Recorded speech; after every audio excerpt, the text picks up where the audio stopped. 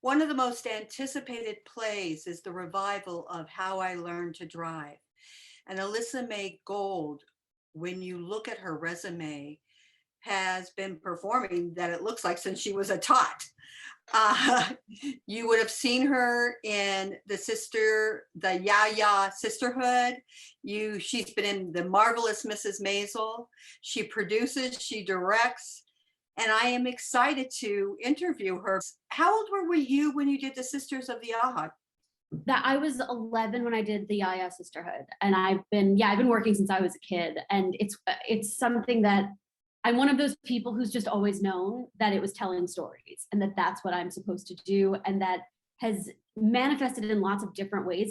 That's why I'm an actor and a director and a producer and a writer, because it was never really about like I have to get up on stage and show people what I can do. It was like I feel really connected to Annie, and I don't really understand why or what it is, but I know that this means something to me and I want to share it with people. And I guess I was like 4 when I saw Annie for the first time, and I could never have verbalized that to you. One of those child actor careers where I worked enough to know that I loved it and that it felt right to be doing this, but also a small enough amount that I had time to go to school and do all the plays in school, but also take every class I wanted to take. And it really helped me create this very kind of 360 view of what theater is supposed to be, which is communicating what's happening in the world to people via this like non-literal emotional connection that people have with stories. And so it worked out really nicely that it was this combination of growing up on stage and on screen, but also very much in the real world and in school and in academia. And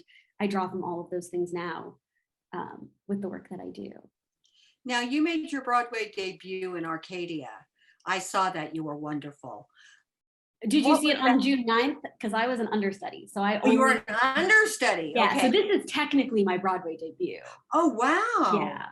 I did get to go on in Arcadia, but this is the first time I'm creating a role for a Broadway production.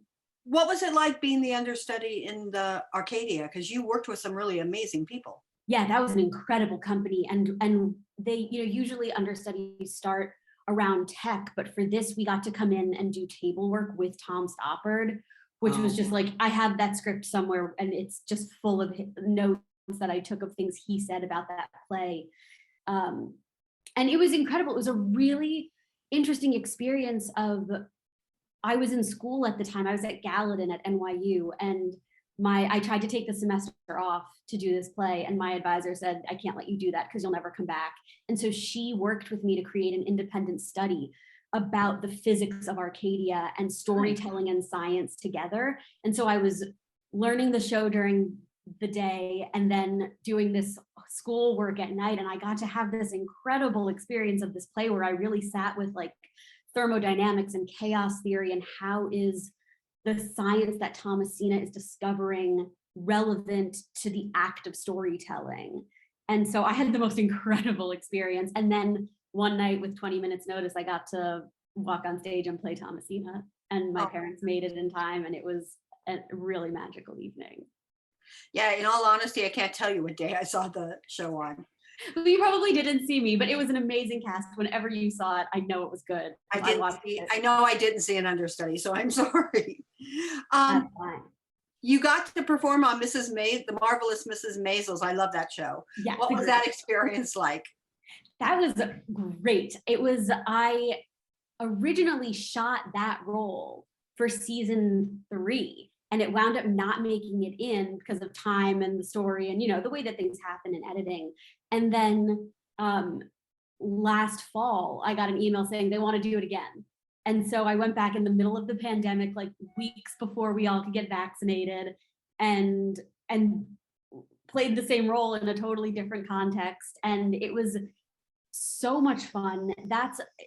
I've been so lucky in my career that I've really only worked with teams of people who have very specific visions and know what they're doing and are good at their jobs, but are also people who have a sense of how to create an environment where everybody wants to come to work and put their focus on the story that we're telling.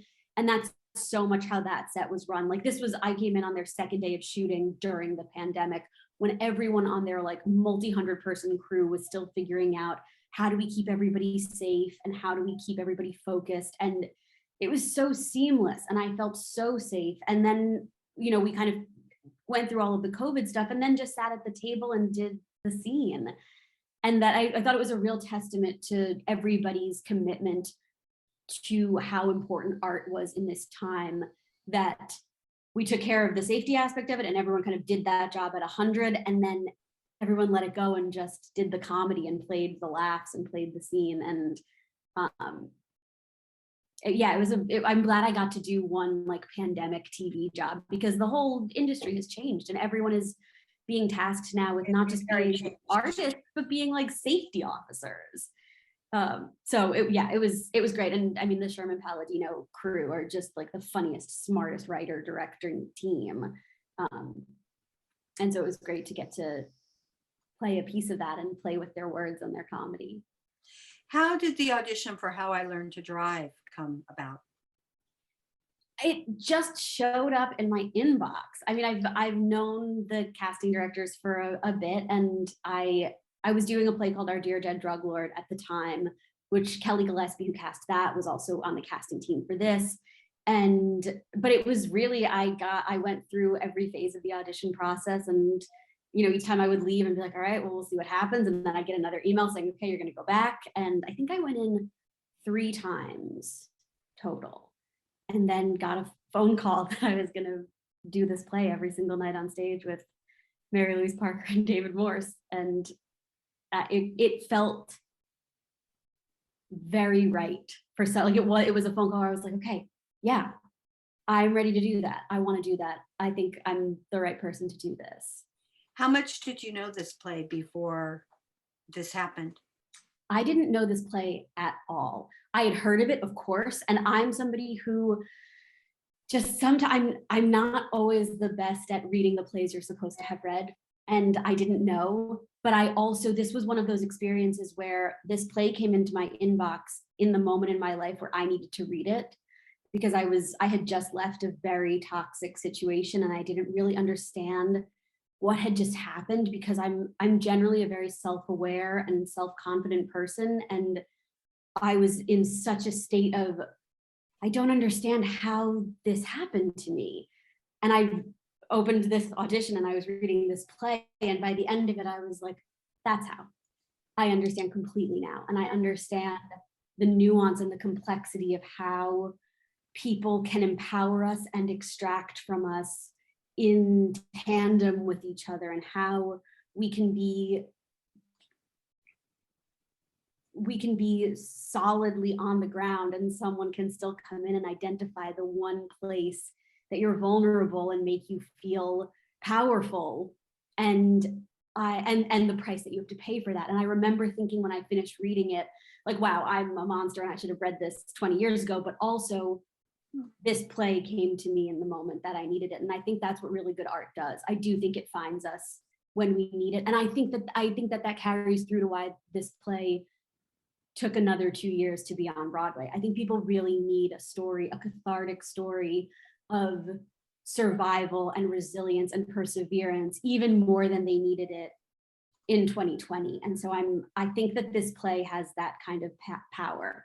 And I think it's being delivered to each of us individually and societally when we actually need it the most. I love this play. I saw the original and I saw the revival. I think I've seen like 5 productions of this thing. Wow.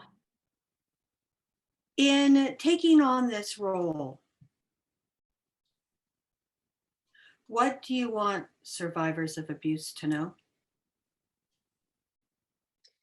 I want them to know that there is a path forward, and that there is the thing that I think is so beautiful about the end of this play, without giving anything away, but people know it, but I think that what I find so powerful about it, and what I think we're offering people, and what Paula has offered us all by writing this story, is the permission to not feel like you need to move on and forget what happened, and that you have to somehow put it in a box somewhere, or heal it so that you never feel it. And so much of what this play is about, and I think what the motif of driving through it does, is that you get to drive forward into the future with whatever is in your trunk.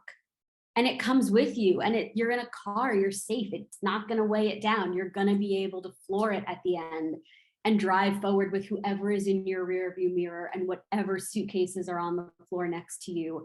And that, I think this play gives you the permission to be your whole self with all of the experiences that brought you to whatever moment that you're in. And I find that so much more relieving than the idea of like, here's a blueprint for how to let it go. Because that's not really what she's saying. It's more about here's how you take what you've been given and let it power your engine forward at 100 miles per hour. And I think that I hope that that's the responsibility that I feel in taking it on. And that's what I'm hoping to give everybody every night. I love that, because as a survivor, you don't ever get rid of it. It's kind of like you've been stamped with a letter on your head, and here it is. And so you have to find the positive ways to deal with it, or you do not survive. Yeah. So yes, I'm looking forward to seeing you doing this. What other kind of roles do you want to take on? Like, what is your dream?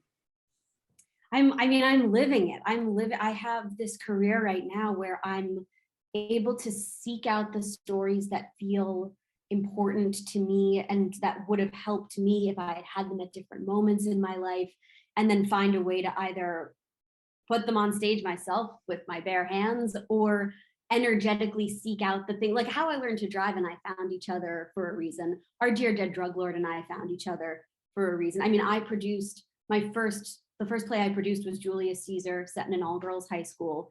And 4 years later, I wound up in Our Dear Dead Drug Lord wearing literally the same navy blue pleated skirt and navy blue hoodie with another group of girls just like primal screaming for our autonomy as humans. And I think I want to tell stories that give the universal human experience that we tend to put things on stage and screen where men are the universal humans and then women are women.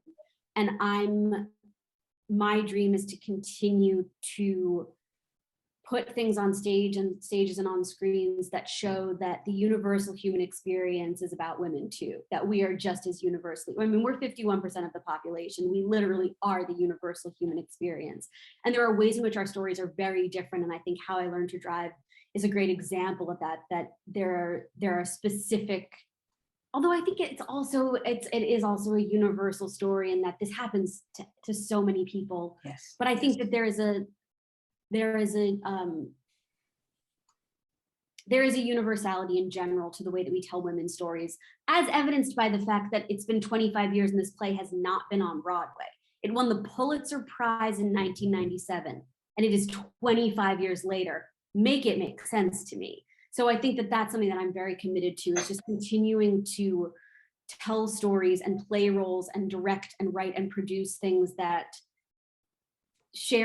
open up the universal human experience to more humans. I think the reason it hasn't been on Broadway is this is a very intimate play. And in all the theaters that it's been in, they're all very intimate. Now you're bringing it, I'm curious to see what's going to happen actually.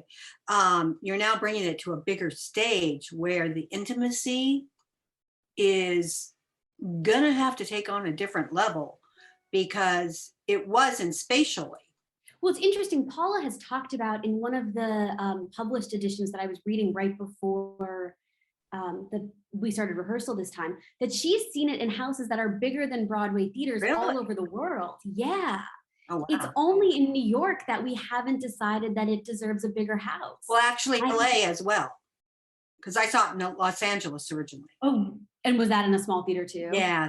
Something about America. We don't want to look at it. We don't want to give it the platform. But I do think one of the things that's great about this production is that it's in the Friedman, which is one of the more intimate Broadway houses.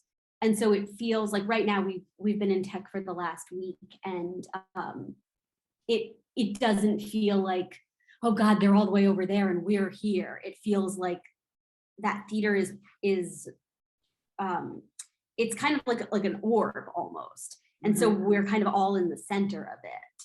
And so I think so far it's felt really, still really intimate. And I think Rachel Hauk, our set designer, also did a really beautiful job of creating the space in such a way that everything is kind of happening in the center of this kind of forced perspective. And so it doesn't feel like suddenly we're trying to take up a lot of space. She's really done a masterful job of creating that intimacy, but in a larger environment. So I'm excited to see what you think. And if I'm very excited, actually. I also have a question for you. And Yeah. it's literally gotten brought up because I've seen plays this week that it boggles my mind that this isn't being talked about more. You talk about women being 51% of the population, and we should be there, except that we don't have the Equal Rights Amendment. We're missing one state, and yet women talk about wanting empowerment and wanting this, and it's the one thing we don't talk about. And when I talk to this about most women, they don't know that the Equal Rights Amendment hasn't passed. Oh, I know the Equal Rights Amendment hasn't passed. Oh yeah, so do I. Because I have a very hard time giving anybody credit until this passes. Because I think this is the most important thing right now. In knowing this, how can women change this? Because this literally, it's one state, and it's like there's 5 states that didn't vote, but they just need one. And all 5 of them have voted for it and took away their vote. I mean, I think that's an incredible question. And I want to let the thought come into my mind, because I really think that I think it starts with our stories, because I think that I personally experienced the awakening of recognizing that I was a woman and that meant something different than the humanity I saw on screen with primarily male protagonists. And I remember very distinctly when I was in drama school in my mid-20s, if you want to hint at how old I am. Sorry. I was cast as King Henry in one of the first things that I did, and I played Henry VI. And it was the first time in my life that I had been asked to do something on a stage that wasn't fall in love with a man or be a precocious teenage girl who was smart, but it was getting in the way of her falling in love. I had to figure out how to walk onto a stage, and when I inhaled, all the air left the room, because I was divinely ordained to lead a country. We don't write anything like that for women. We don't even approach writing like that for women. And that comes from the story that kings were divinely ordained by God. That's a story. And how can women possibly believe that we are owed equal rights when not a single story that we look at tells us that we are? And so I think that this is a group effort. I don't think that it's about politics versus art. I think it's about art and politics working in tandem with each other. And I think it's about the people like me who are artists, making sure that taking responsibility for what we are putting out there and making sure that it is getting the word to as many, not just women, because I don't think this is a women need to be fighting for this and men can do whatever they want, and also we both need to fight for this. We all need to get, because there are so many men who are like, yes, equal rights amendment, and women who are like, no, we don't need it. It's about us all collectively as a society, however you identify and whatever you identify with, believing that 100% of humans make up the universal human experience. And I do think that that's information that we can read technically and factually. We can say that statistic until we're blue in the face, but until people feel it, they're not going to fight for it.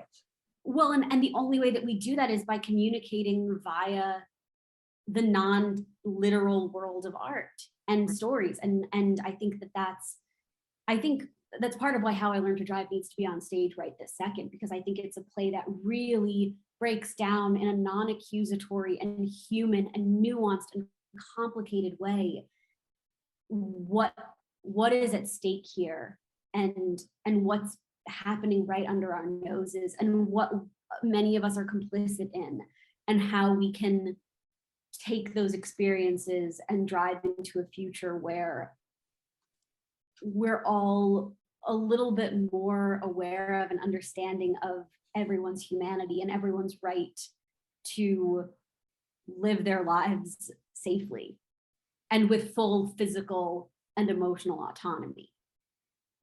Thank you so much. Thank you for answering. I know I don't ask the easiest of all questions. No, this was fantastic. How great to Uh, actually get to have a conversation.